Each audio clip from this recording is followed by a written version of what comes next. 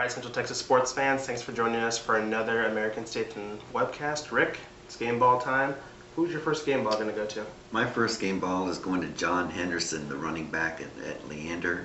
All he did was rush for 301 yards and had 4 touchdowns and a big victory for them over Westwood.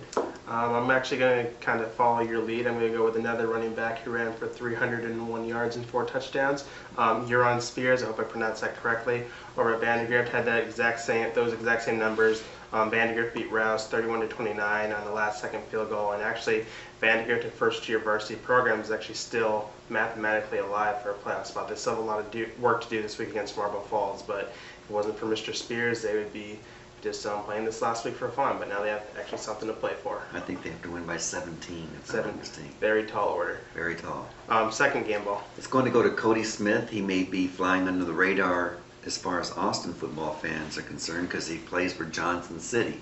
Don't want to overlook them. He passed for 407 yards, 6 touchdowns last week in a victory over Bracketville.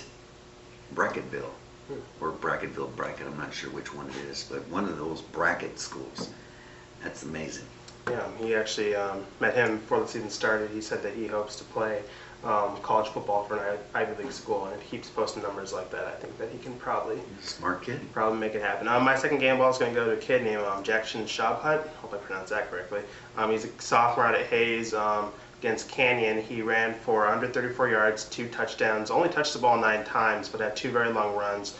The reason he's going to get a game ball is because going into this game, he only had 58 rushing yards, but he was kind of pressed in the service because of some injuries Hayes had, so he played well. They're going to need him to play well if they're going to do anything in the playoffs, and even if he doesn't, it kind of looks like they have a nice little building foundation out there. So good job for him. Maybe we'll be pronouncing his name a couple more times over the rest of his career. But those are our game balls. Check back with us next week as we wrap up the regular season with our last game balls.